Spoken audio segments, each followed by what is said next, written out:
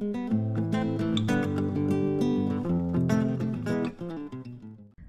I've been sat here thinking about Christmas and all the trends that are going on right now. So many things are trending, so many people are jumping on that, and they seem so stressed about it. With the Ralph Lauren trend, I think people are chasing nostalgia instead of building it by using what they already have. Like every year you bring those things out. That's what builds the nostalgia, creating traditions and adding to those each year instead of every year everything brand new. With that said, this year I added just a few pieces to my collection. I do have stuff in the background, as you can see, out already that we brought out from storage, and we're going to be reusing pretty much everything that we have and just adding little pieces to our collection every year, or as I see fit, because some years I don't feel the need to, but I am building a nutcracker collection. With that said, let's get into those ones. This year I added a Mouse King. Now they don't come like this. I stained them. I found them at Michael's. Just stained them to the color I wanted. I wanted it to feel like an old toy store where you got it from a toy maker. I'm obsessed with all things nutcrackers, Mouse King, Peppermint Soldier. We have the drummer. This one has a number calendar where, I don't know if you can see right now, but it has the numbers so you can change the day for the countdown.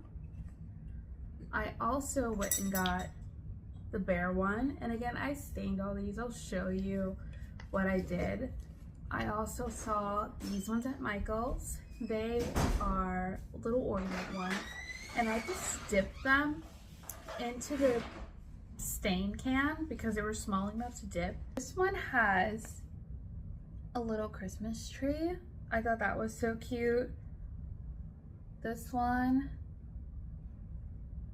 and again I just stained them all. I think I should do this little drummer already. There's one that was skiing, and I thought, how cute is that? And then final is a snowman. The one I did not show you, this giant one from Michael's. He is massive. I think it's about 20 inches. And I think they run for like $20. So little bit pricey, but I mean for the size, I don't think that's bad. But if you want to stay in the budget, I suggest these ones because they are cheaper. I also got, I am obsessed with trains that go around the tree. And I see them in all the Christmas movies, and I just think they're so magical. And why not add to the magic? And so I got one this year. I think that's gonna be so sweet and special for years to come. I also got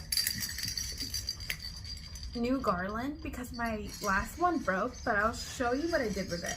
Like one of these broke off of the string. I think like 2 or 3 of them did actually, but it was really old because I reuse it every year. So this year I got these nutcracker one. I mean, nutcrackers. I got acorns, as you can hear. I got 2 of them for, I think they're 6-foot garland. And I got this at Michael's as well.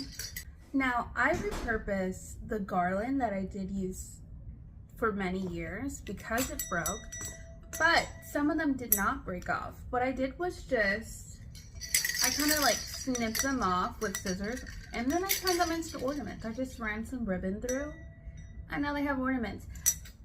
These, if you're looking for the ornaments, they go about $2 or more a piece. So I think it's a good steal if you want to just go and get a garland for like $6 and you have so many that come on here, and just turn them into ornaments. Another thing that I'm loving is pine cones. So I have a pine cone tree growing outside. So we just went and we just picked a bunch that were like already on the ground. We just picked them up and gathered them into a basket. And I'll be placing these all around the house in like little bowls and stuff like that as decor.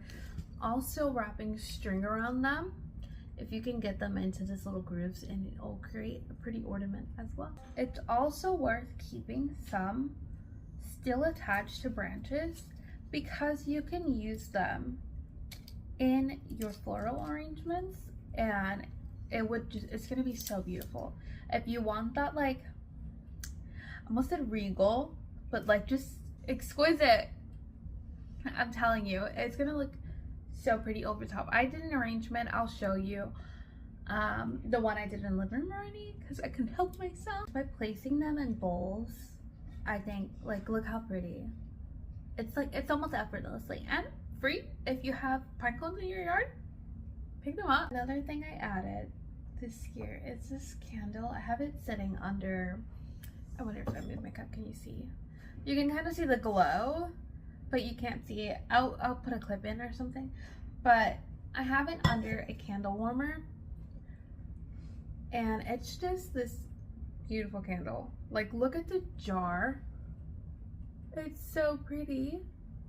I got this from Target. Target has the best candles for seasonal, and it smells amazing. It was, I think, black oak and persimmon is the scent on that one. I really love the smell.